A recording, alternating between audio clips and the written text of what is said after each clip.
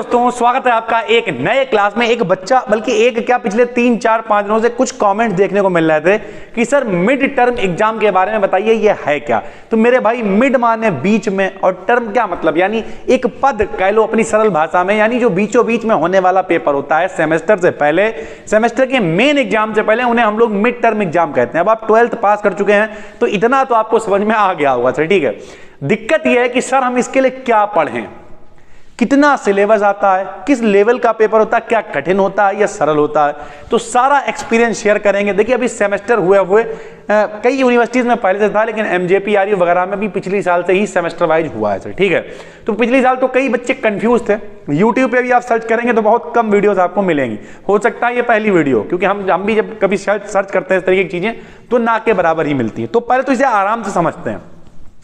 इसे आप बिल्कुल वैसे समझिए जैसे नहीं हाफ ईयरली एग्जाम होते हैं एनुअल से पहले, बल्कि हाफ ईयरली भी नहीं, इसे आप बोर्ड एग्जाम से पहले प्री बोर्ड की तरह लीजिए, ज्यादा अच्छा रहेगा। अब सर इसमें सिलेबस क्या आता है, कितना करना पड़ता है, क्या चीजें होती हैं। देखो भाई, मेरे हिसाब से कोई भी पेपर आप देने जा रहे हो, ठीक है, उस पेपर के लिए जरूर तैयार हो, उस पेपर को जरूर दो। पहली बात, कुछ लोग ये कहते हैं सर अगर हम पेपर छोड़ दें तो, क्यों छोड़ दोगे भाई, क्यों छोड़ दोगे। हर पेपर को आप देने जाओ, ठीक है। एक छूट गए तुक्के में वो एक अलग चीज है, तो उसके लिए आपको क्या करना है, कॉलेज में संपर्क कर लेना। अगर छूट गए तो वो एक अलग सोल्यूशन है, लेकिन क्यों छूट गए भाई, पेपर देना है हम लोगों को, ठीक है। तो अब इसमें क्या आता है ये भी समझ लीजिए। देखिए, ये बिल्कुल वैसे ही है जब आप 11th 12th में होंगे, बल्कि 12th में नहीं, जब आप 11th में होंगे। स्कूल वाले कुछ भी दे देते थे, हाफ ईयरली मतलब पेपर है, पूरी किताब से पेपर दे रहे हैं, मतलब हाफ ईयरली किताब से आना चाहिए, 15 चैप्टर दे रहे हैं, 22 चैप्टर होता था, ऐसे कुछ भी पेपर आ जाता था, फिर बाद में आके कटवाते थे ये इस तरीके से।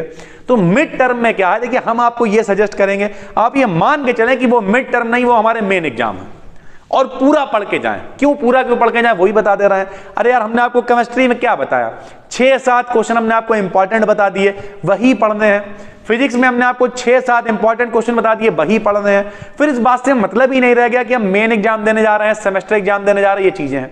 सर जी आता क्या, ये बताइए। तो आता यह है कि कभी कभी क्या होता है, कॉलेज वाले बता देते हैं कि मान लिया 8 यूनिट्स हैं टोटल, ठीक है। अब 8 यूनिट से नहीं लेंगे, उनने कह दिया भैया हम क्या करेंगे, फर्स्ट यूनिट लेंगे मान लिया, ठीक है, जो इनऑर्गेनिक वाला पोर्शन मान लिया उससे कह दिया, मान लिया उन्होंने कह दिया 3rd यूनिट लेंगे और 6th यूनिट ले लेंगे, यानी फिजिकल है, ऑर्गेनिक है, इनऑर्गेनिक है, उन्होंने सबकी एक यूनिट बता दी।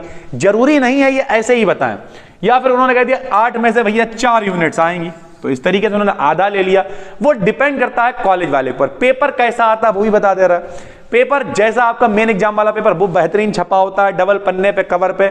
स्कूलों के पेपर नहीं, महाचूरन वाले एक सीधे सीधे पन्ने पे छप के वो दे देते हैं, लो भैया ये पेपर है, और उसमें बाकायदा वैसे ही पैटर्न वही होता है, जो आपका पैटर्न होता है इधर का मेन एग्जाम का, उसी तरीके से पेपर देते हैं। वो लॉन्ग देते हैं, शॉर्ट देते हैं, सारी चीजें देते हैं, और फिर बच्चे जो है वो आराम से लिख सकते हैं। जैसे मान लिया अगर केमिस्ट्री में हाइब्रिडाइजेशन इंपॉर्टेंट है, तो बिल्कुल इंपॉर्टेंट रहेगा भाई वो, ये डिपेंड नहीं कर रहा। या तो मान लिया स्कूल वालों ने बता दिया कि क्या रहा, तो एक अलग चीज है, वरना आपको सब पढ़ना है मेरे अकॉर्डिंग, ठीक। अगर नहीं बताया तो आराम से पूरी प्लेलिस्ट केमिस्ट्री, जो बच्चे पहली बार देख रहे हैं, केमिस्ट्री की पूरी 65+ वीडियोस प्लेलिस्ट बनी हुई है। फिजिक्स की BD KD BSc पे, ठीक है, पूरी 30+ वीडियोस की प्लेलिस्ट बनी हुई है।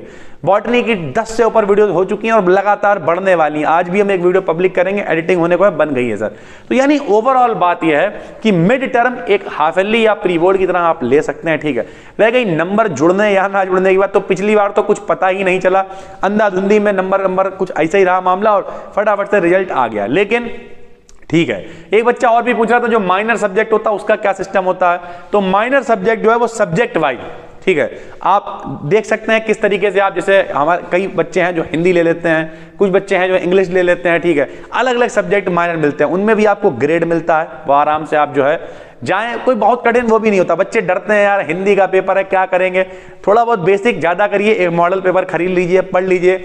नहीं भी है तो जो जितने भी माइनर, नाम ही उसका माइनर है यार, माइनर सब्जेक्ट क्या होता है, फ्री का होता है, बिल्कुल ऐसे समझ लीजिए। नहीं, छोटे छोटे बच्चे होते हैं वो माइनर में आते हैं, उठा के गोदी में बैठा के ले जाते हैं, उन्हें टिकट नहीं पड़ता, बिल्कुल उसी तरीके से माइनर सब्जेक्ट है। नहीं भी अगर आप बहुत ज्यादा पढ़ के जाओगे तब भी ऐसा पेपर आता है, मतलब भर का कर लोगे सर, ठीक है। तो इस तरीके से चीजें हैं। उम्मीद करते हैं जो आपने पूछना चाहा था वो हम उसे क्लियर कर पाए होंगे कि मिड टर्म एग्जाम कब होते हैं। तो कब होते हैं, देखिए यूनिवर्सिटी की तरफ से नोटिफिकेशन आता है, मान के चलिए 15 दिसंबर के बाद हो सकते हैं, जनवरी में हो सकते हैं, वो एक अलग मैटर है, लेकिन उसमें क्या पढ़ना है तो पढ़ना वही है। जब आप मेन एग्जाम की तैयारी कर रहे हैं तो फिर अरे भाई वाली बात, लड़ने जा रहे हैं हम रावण से और द्वारपालों से हम डर रहे हैं। हनुमान जी जब अंदर घुसे पता नहीं कौन कौन मिला, अब वो कहते हैं अरे यार ये तो यहीं पे मामला गंभीर, अंदर कैसे जाएंगे।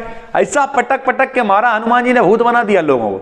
आखिरी में रावण तक के छक्के छूट गए और वो चाहते तो उन्होंने कहा कि अभी मात तुम्हें जाऊं लवाई, प्रभु आए सुन नहीं राम दुआई।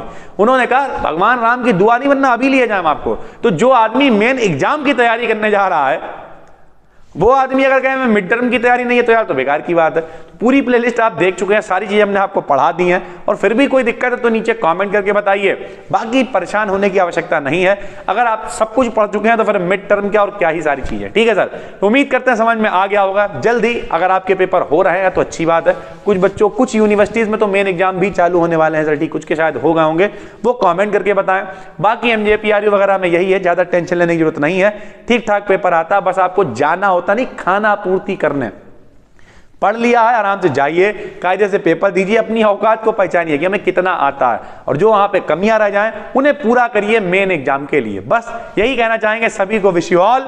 नए हैं तो चैनल को सब्सक्राइब करिए, और हाँ, टेलीग्राम पे 5000 से ज्यादा लोग जुड़ चुके हैं, जाके टेलीग्राम पे सर्च कर लीजिए BD GATE in BSc, सारे नोट्स PDF वहां पे पड़े हुए मिल जाएंगे BSc के। बस दोस्तों फिर मिलेंगे, तब तक के लिए धन्यवाद।